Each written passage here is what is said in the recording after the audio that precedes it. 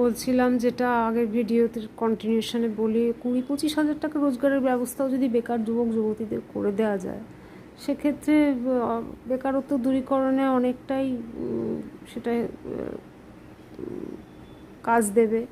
এটা নিয়ে তো কেন্দ্র রাজ্য সবাই উদ্বিগ্ন থাকেন।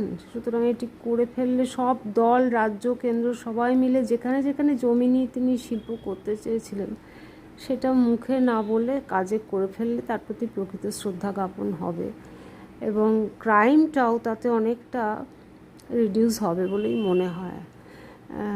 আর বামপন্থীদের যে দেহদানের ব্যাপারটি, এটি না শক্তিকে খানিকটা হলেও সীমিত কিন্তু করে। এক্ষুনি পুড়ি ছাই করে দিলে ভীষণ কষ্ট হয়, একটা মানে ট্রিমেন্ডাস সেপারেশন অ্যাংজাইটি হতে থাকে। আমার পরিবারে একজনের দেহদান হয়েছিল, সেই অভিজ্ঞতা থেকেই বললাম।